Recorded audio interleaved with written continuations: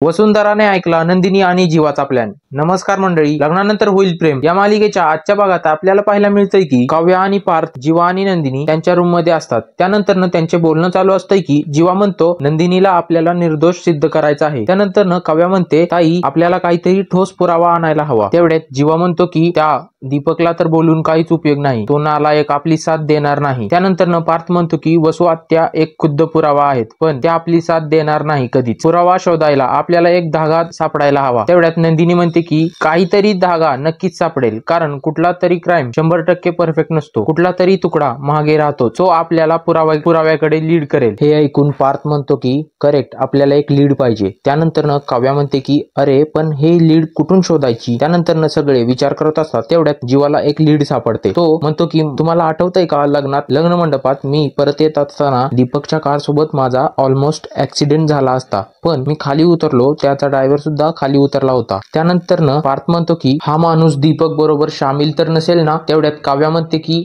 हा दीपकचा साथीदार असणार। तेवढ्यात इकडे हॉस्पिटलमध्ये आपल्याला पाहायला मिळते की ड्रायव्हर असतो ना, त्याला डॉक्टर येऊन म्हणतात तुमच्या बाळाची कंडिशन खूप सिरियस आहे, तुमच्या बाळाला पेटीत ठेवावं लागेल। त्यानंतर तो खूप टेन्शन मध्ये आलेला असतोय। तेवढ्यात इकडे नंदिनी म्हणते की मला माहितीये, मी सांगते त्या साथीदारापर्यंत कसं पोहोचायचं ते। त्यानंतर नंदिनी एक प्लॅन बनवते। तो प्लॅन काय असेल बरं, त्या अगोदर आपल्या चॅनलला आता सबस्क्राईब करा आणि नोटिफिकेशन बेल ऑन करा। त्यानंतर काव्या म्हणते की आमच्या रूम मध्ये जाऊन बोलूयात आपण। त्यानंतर सगळे काव्याच्या रूम मध्ये जातात। ते तिकडे जात असताना पिऊची आई त्यांना बघते आणि तेवढ्यात इकडे आपल्याला पाहायला मिळते की रम्या वसुंधराला सांगत असते की आई तू पुरावा काही मागे ठेवलेला नाहीये ना, कारण एक जरी पुरावा आपल्या विरोधात नंदिनीला सापडला तर आपलं काही खरं नाही। तेवढ्यात पिऊची आई वसुंधराकडे येते आणि म्हणते मगाशी त्या चौघांना मी रूम मध्ये जाताना बघितलंय, ते नक्कीच तुमच्याबद्दल काहीतरी करतायत। हे ऐकून वसुंधरा म्हणते की मला बघायलाच हवं लवकरात लवकर। त्यानंतर इकडे रूम मध्ये आपल्याला पाहायला मिळते की जीवा दीपकला फोन लावतो आणि म्हणतो अरे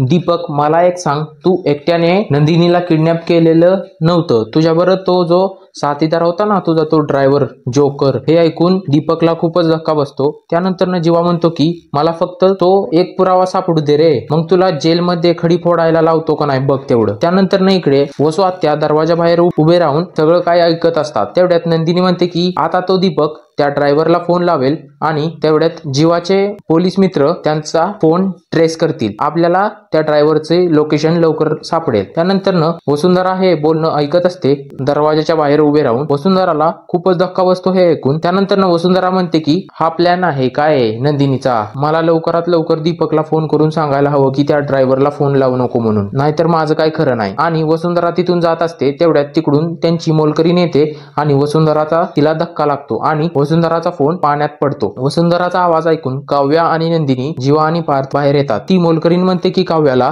वसुंधरा मॅडम दरवाजा बाहेर उभ्या होत्या आणि अचानक मागे वळल्या आणि माझला धक्का लागला आणि त्यांचा फोन बादलीत पडला। तेवढ्यात तिकडे दीपक त्या ड्रायव्हरला फोन लावतो आणि म्हणतो लवकरात लवकर जिथे कुठे असशील तिथून कुठेतरी लांब निघून जा, नाहीतर तुझं काही खरं नाही। तेवढ्यात तिकडे काव्या वसुंधराला जाब विचारत असते की तुम्ही आमच्या रूमच्या बाहेर कसे आलात आणि तुम्ही आमचं बोलणं का ऐकत होता, माझ्या रूमच्या बाहेर थांबून ऐकण्याची काय गरज होती का। तेवढ्यात वसुंधरा म्हणते की हे माझं सुद्धा घर आहे। त्या दोघी भांडण करत असतात। तेवढ्यात नंदिनी म्हणते की शांत व्हा आणि जीवाला म्हणते की आपलं महत्वाचं काम चालू होतं ना ते करून घ्या पहिल्यांदा जीवा। त्यानंतर जीवा आणि पार्थ रूम मध्ये जातात आणि जीवा त्याच्या पोलीस मित्राला फोन लावून सांगतो की दीपकचा नंबर ट्रेस कर म्हणून। तेवढ्यात तिकडे वसुंधराला काव्या विचारत असते की माझ्या रूमच्या बाहेर बोलणं का ऐकत होता, माझी दादागिरी काय दाखवायची आहे ना तुम्हाला, मी दाखवते। तेवढ्यात वसुंधरा म्हणते की तुला दुसरं काय येतं ग। काव्या म्हणते की तुम्हाला तरी दुसरं काय येतं, दुसऱ्यांची लग्न मोडणं, दरोडी करणे, खून करणे, अजून काय काय येतंय तुम्हाला। हे ऐकून वसुंधरा खूप चिडते। त्यानंतर जीवाचा त्याच्या मित्राचा फोन येतो आणि म्हणतो की अरे 80% काम झालं होतं, पण तू जो नंबर दिला होता त्या नंबरची लोकेशन अचानक डिस्कनेक्ट झाली। त्यानंतर जीवा पार्थला सांगतो की त्या ड्रायव्हरने त्याचं सिम कार्ड तरी तोडून फेकलंय, नाहीतर फोन तरी डिस्ट्रॉय केलाय। आणि त्यानंतर तो बाहेर येतो आणि नंदिनी आणि काव्याला ते सगळं काही सांगतो। ते सगळं सांगत असताना वसुंधरा ते ऐकत असते आणि वसुंधरा खूप खुश होते हे ऐकून। तेवढ्यात हा एपिसोड संपतो। पुढचा एपिसोड बघण्यासाठी पुढील भाग बघा।